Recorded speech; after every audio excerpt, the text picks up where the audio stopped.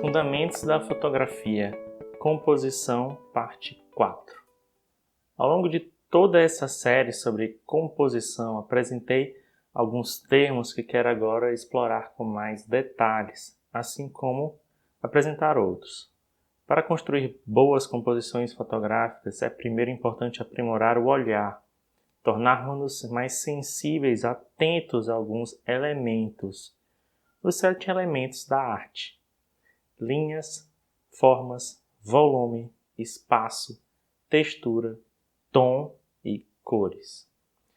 Em um próximo texto, avançaremos para perceber que uma imagem não se estabelece por uma somatória de elementos isolados. Em um conjunto, criam relações de equilíbrio, desequilíbrio, ênfase, unidade e harmonia, padrões e repetições, contraste, proporção e ritmo. Mas vamos começar pelos 7 elementos da arte. Por que precisamos conhecê-los? Em primeiro lugar, porque não há como criar fotografia sem estes elementos. Então, mesmo que não trabalhemos com todos, estaremos sempre manipulando 2 ou 3 destes elementos. Uma segunda razão para sensibilizarmos nosso olhar para estes elementos é nos permitir melhor analisar, descrever e comunicar nossos pensamentos sobre nossas imagens e as de outros fotógrafos. Ter estes termos em mente é fundamental para trabalharmos com uma linguagem em comum. Assim como advogados dependem de um léxico para comunicarem-se, nós, fotógrafos, precisamos também de um vocabulário detalhado para melhor comunicarmos nossos pensamentos.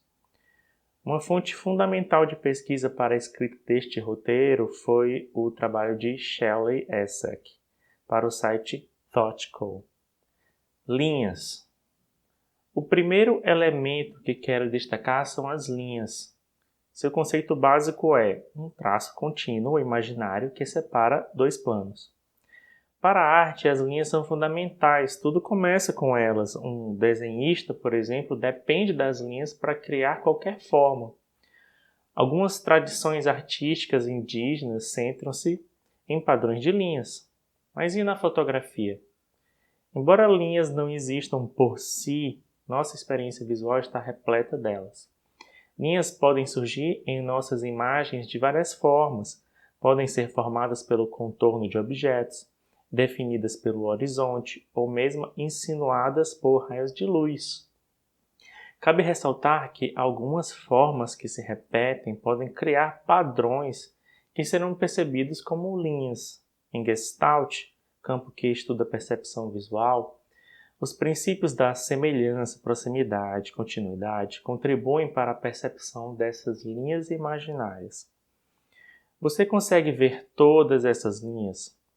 Será que tem consciência delas quando fotografa? Qual o valor de ter essa consciência? Inicialmente, podemos tentar entender que significados as linhas podem trazer para nossas composições. Existem diversos tipos de linhas. Linhas podem ser horizontal, vertical, diagonal, curvilínea, helicoidal. A linha horizontal pode evocar uma maior estabilidade, razão, segurança, calma, solidez. A vertical pode expressar espiritualidade, elevação. A diagonal, mais instabilidade, dinamicidade. A curvilínea, movimento, vida, sensualidade. Cabe ao fotógrafo avaliar os sentidos que essas diferenças podem trazer para a sua imagem, considerando ainda o contexto de exposição. Um padrão de linhas pode significar algo muito específico para um grupo indígena, por exemplo. A cultura tem um valor primordial na simbologia das linhas. Agora, compare essas 2 imagens e avalie o que a linha estabelecida pela rua provoca no modo como você observa a imagem. Por mais que tenhamos o hábito adquirido de ler da esquerda para a direita, quando se trata de observar imagens, o percurso do nosso olhar não é tão esquemático, rígido, pré-definido. Os elementos presentes na imagem em si são fundamentais para determinar o caminho do nosso olhar. Na primeira imagem, A linha criada pela avenida se impõe como um estímulo para que nosso olhar percorra seu traçado. Já a segunda imagem, que não conta com tal linha, e sim apenas com um padrão de edifícios, deixa nosso olhar muito mais à deriva, sem uma direção clara. Tendo consciência de que as linhas guiam nosso olhar, cabe ao fotógrafo criar imagens que guiem o olhar de tal modo que não atrapalhe, que favoreça seus interesses para a interpretação da imagem. O exemplo acima nos sensibiliza para o poder das linhas de atrair e guiar nosso olhar dentro do enquadramento. Precisamos então estar atentos para as linhas, para usar esse poder de atração ao nosso favor e não contra. Logo, além de utilizar as linhas para agregar sentido de estabilidade ou dinamicidade, linhas podem ainda ser aproveitadas para guiar o olhar do observador. Muitas vezes são utilizadas para guiar o observador até o elemento mais importante da cena, o tema da fotografia. É válido ter consciência de que as linhas podem guiar nosso olhar mesmo que não se estendam por completo até este algo. Em Gestalt, isso é descrito como um princípio de continuidade. Nas imagens abaixo, vemos que o fotógrafo buscou o alinhamento perfeito para aproveitar-se não só da linha como guia, mas também para estabelecer um equilíbrio na imagem. No mais, algumas linhas podem ser sugeridas de modo ainda menos explícito e mesmo assim, guiarem o olhar do observador. Formas. Linha e forma são dois elementos na arte que são quase sempre usados juntos. Uma forma é criada quando uma linha ou mais de uma se fecham, criando uma fronteira. Linhas delimitam espaços, áreas e, por sua vez, criam formas diversas, orgânicas ou geométricas. Formas são áreas bidimensionais, com altura e largura. Enquanto muitos artistas buscam ressaltar a tridimensionalidade, outros abraçam a exploração da forma em sua bidimensionalidade. Mondrian, Theo van Doesburg trabalham com formas geométricas, Miró e Matisse com formas mais orgânicas. Formas geométricas são aquelas definidas na matemática e têm nomes comuns, triângulo, círculo, quadrado, por exemplo. Na fotografia, elas são mais comumente encontradas em produções humanas, como nas formas da arquitetura, por exemplo. Embora também se encontrem na forma dos planetas, enfim. Formas orgânicas são o oposto. Não tem padrão geométrico matemático, não tem nome, podem ser encontradas na natureza em abundância. É o caso da forma das nuvens, da copa das árvores. Você percebe essas formas? Na fotografia de arquitetura, por exemplo, observamos muitas formas geométricas e que podem ganhar ainda mais complexidade por meio da luz e sombra. Assim como no desenho, a gradação do claro e escuro produz a ilusão de volume. O mesmo acontece na fotografia. Desta forma, a depender da direção da luz, do ângulo adotado pelo fotógrafo, é possível excluir essa gradação de tons e focar na forma das silhuetas formadas pelas sombras. A luz pode criar silhuetas, sombras e imagens em alto contraste que revelam as formas, por exemplo, do corpo humano. Nesse sentido, embora o mundo que fotografamos seja um mundo em 3 dimensões, a fotografia, uma imagem bidimensional, pode ressaltar uma bidimensionalidade em uma cena. Assim como algumas fotografias podem ter como tema o prazer estético de ver linhas por si sós, algumas fotografias também exploram o potencial de estímulo das formas por si sós. O fotógrafo pode se dedicar a revelar a forma das coisas e assim nos fazer percebê-las, apreciá-las, ressignificá-las ou questioná-las. Forma pode também se relacionar com o espaço para criar espaço negativo e positivo. Voltaremos a esse debate no tópico mais adiante. Volume.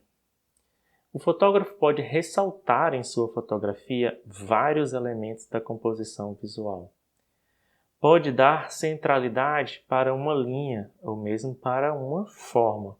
Outra possibilidade é explorar o volume. Volume conota algo tridimensional, tendo altura, largura e profundidade, ao contrário da forma que é bidimensional. O volume é uma forma em 3 dimensões, e como a forma pode ser geométrico ou orgânico. Volumes geométricos são, por exemplo, a esfera, o cubo, a pirâmide, o cone, o cilindro. Também são encontrados com mais facilidades em produções humanas, como na arquitetura. Volumes orgânicos não têm uma forma matemática assim. São sinuosos, curvilíneos, assimétricos.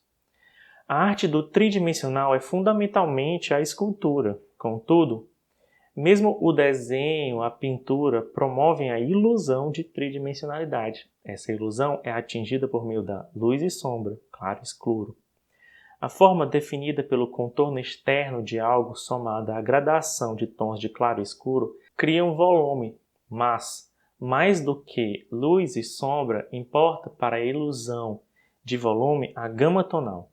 Quanto maior a gama tonal, maior a sensação de volume. Volumes com pequena variação de tons aparecem ser mais achatados que os com maior variação.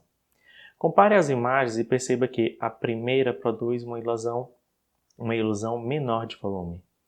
Enquanto a arte egípcia baseia-se mais na forma, o barroco ressaltou mais o volume. É por ter maior gradação tonal que as pinturas de Caravaggio, por exemplo, atingem tão efetivamente a ilusão de volume. Na fotografia, podemos ter, como vimos, fotos que representam a bidimensionalidade das formas. Da mesma maneira, podemos ressaltar volume e, como em Caravaggio, aqui a gama tonal é fundamental. Cada proposta deve, portanto, avaliar sua prioridade. A forma bidimensional ou o volume? A ilusão de tridimensionalidade. No trabalho de Edward Weston, podemos identificar como ressaltar uma certa sensualidade no volume orgânico de vegetais e conchas. Em escultura é possível falar de espaço aberto e volume fechado. Estátuas são exemplos de volumes fechados. O seu interior não é acessível, vemos o seu exterior.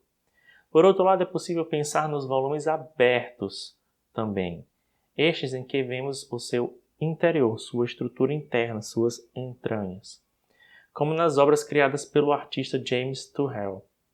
Tais exemplos nos ajudam a perceber que a ilusão de tridimensionalidade, ou seja, de volume, pode ser acrescentada da representação de espaços quando por meio de uma correta reprodução da perspectiva linear. A perspectiva linear produz a ilusão de volume ao representar como menor aquilo que está mais distante e representar em tamanho maior aquilo que está mais perto do primeiro plano, tudo condicionado a um ponto de fuga. Do Renascimento ao século XX, a arte utilizou-se do chiaro-escuro e da perspectiva linear para criar volume. Compare as duas cenas abaixo e perceberá que a fotografia pode, portanto, ressaltar, por meio de espaços que reforçam o volume na cena, uma profundidade, com a perspectiva em direção a um ponto de fuga. Tom, luz e sombra. A forma mais fácil de identificar a variedade tonal é pensando em diferentes tons de cinza, do preto mais escuro até o branco mais claro. Uma fotografia em preto e branco é um conjunto de tons. Quanto maior a diversidade de tons, maior será o impacto no sentido de uma ilusão de volume. Se tiver menor gama tonal, parecerá mais turva.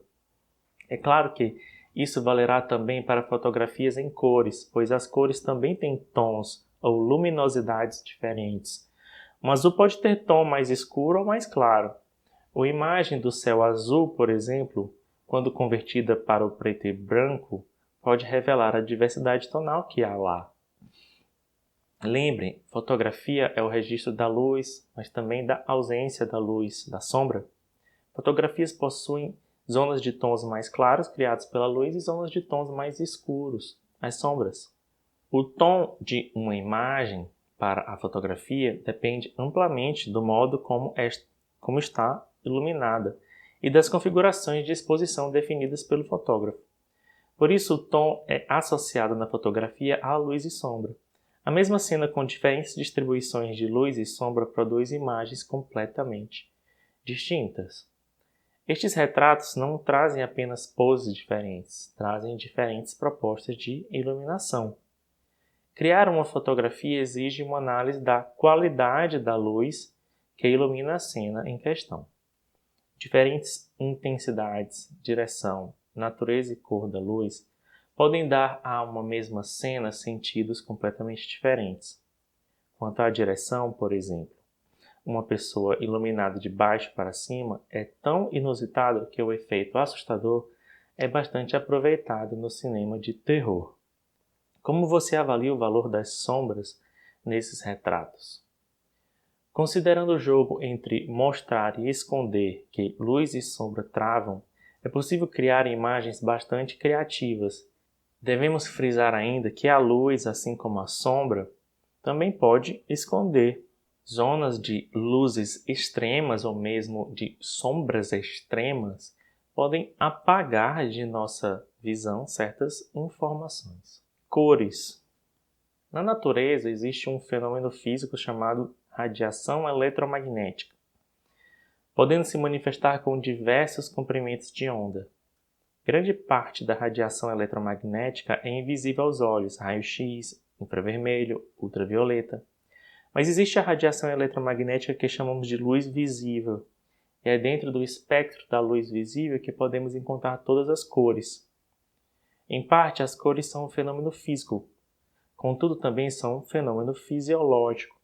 Afinal, animais distintos, com suas várias formas de olhos, processam e vivenciam de modo diferente os espectros de radiação eletromagnética.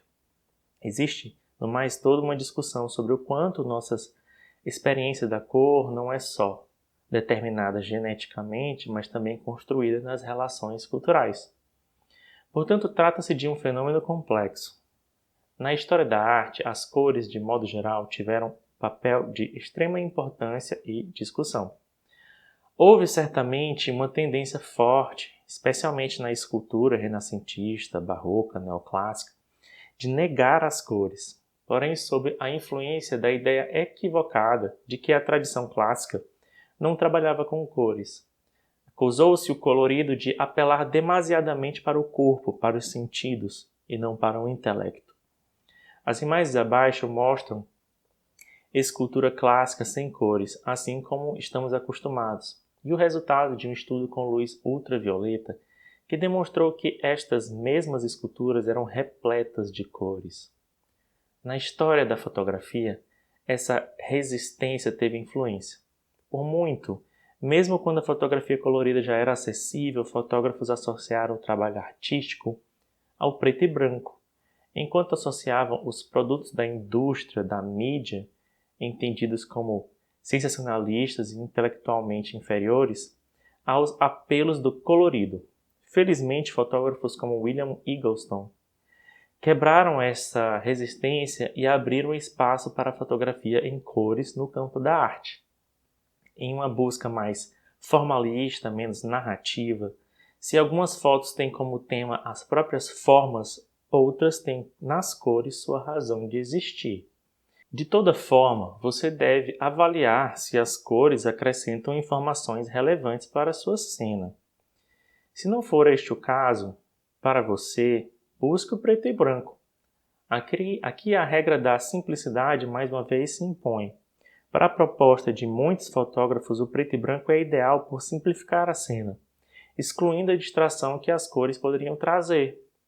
Trabalhar com cores significa adicionar uma camada de informação a mais, o que torna mais difícil simplificar. É preciso ter cuidado com a quantidade de cores e sua distribuição para a cena não ficar involuntariamente caótica. Por isso, por vezes o preto e branco será sim a melhor opção. Contudo, as cores não são assim tão facilmente dispensáveis. Em muitas ocasiões, serão fundamentais para a compreensão da fotografia. Em certas situações, elas serão a razão da foto. Pense na famosa foto de Steve McCurry abaixo. Compare com a versão em preto e branco. Neste caso, as cores seriam dispensáveis? Claro que não.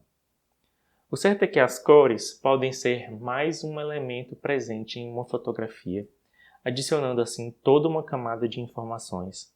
que produzem sensações e significados. As cores têm significados.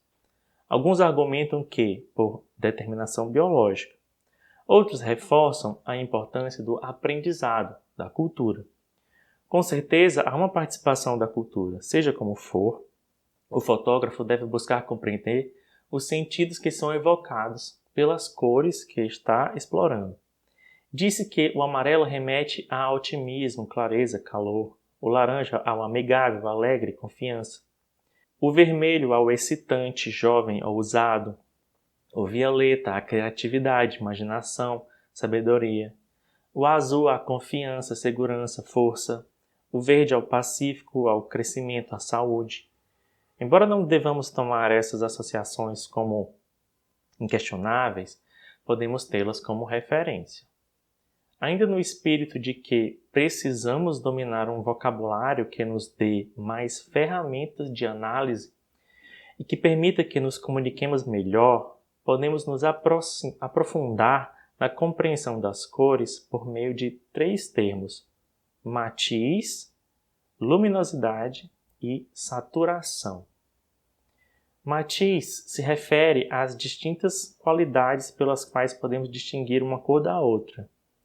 Luminosidade descreve a claridade da cor, que pode estar mais ou menos clara, mais ou menos escura. Luminosidade máxima produz o branco, luminosidade mínima produz o preto. Nestes casos, já não é possível reconhecer mais a matiz. Saturação descreve a força da cor, que pode estar mais forte, vibrante ou mais fraca, pálida, sendo que a ausência de saturação produz tons de cinza, e já não é possível reconhecer também a matiz. O círculo cromático também é uma importante referência para a classificação das cores. Em relação a matiz, podemos dividir as cores em 2 conjuntos, cores frias e cores quentes. Vermelho, laranja, amarelo são cores quentes. Verde, azul, violeta são cores frias. Tradicionalmente, se afirma que as cores quentes têm maior poder de ênfase, são mais ativas, excitantes, enquanto de modo oposto, cores frias são mais suaves e calmas. O círculo cromático também é utilizado como referência para a criação de paletas de cores para o desenvolvimento de combinações com harmonia. Uma dica: use o site Adobe Color para pensar e criar paletas de cores. Tipos de combinação de cores. Veja os seguintes exemplos. Combinações de cores monocromáticas. Agora, combinações de cores análogas. Essas são combinações de cores complementares. E essas são combinações de cores triádicas.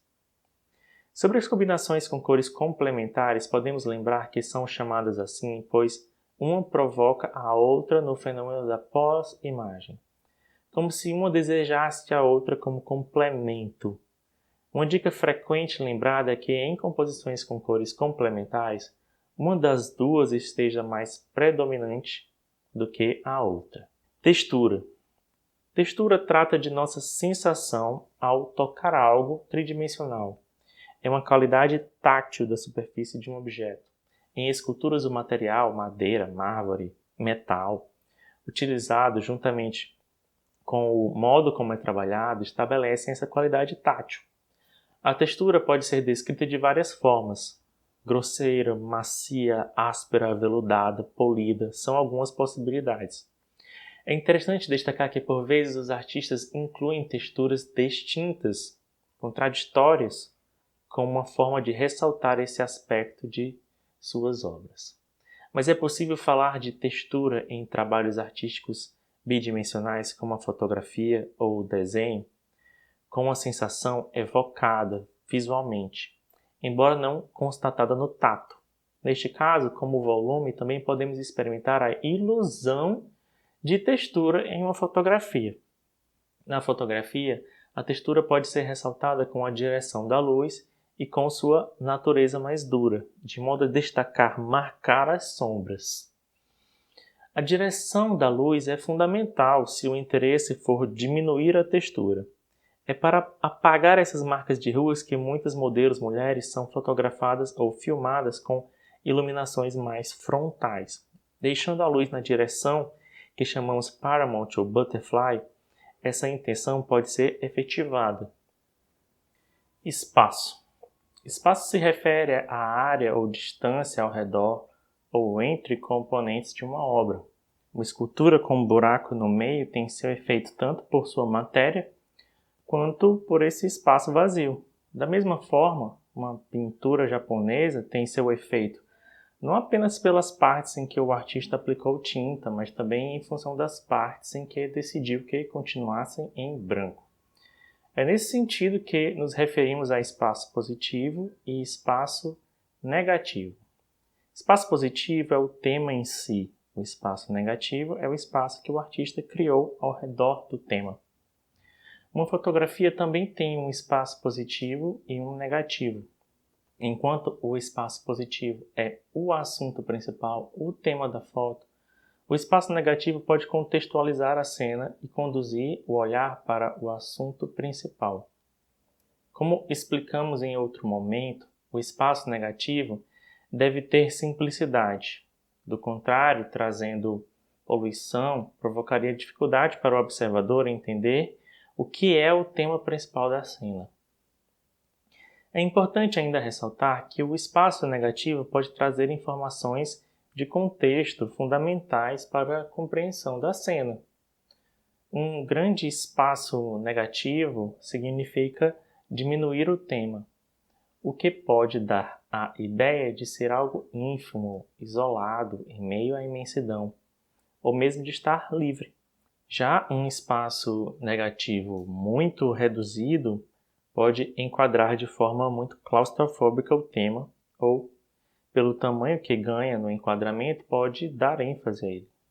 A decisão sobre o tamanho do espaço negativo é sempre primordial. Nesta aula, estudamos sobre os 7 elementos da arte: linha, formas, volume, espaço, textura, tom, luz e sombra, cores. Na próxima aula, falaremos sobre os 7 princípios do design: equilíbrio, desequilíbrio, ênfase, unidade e harmonia, padrões e repetições, contraste, proporção e ritmo. Até lá!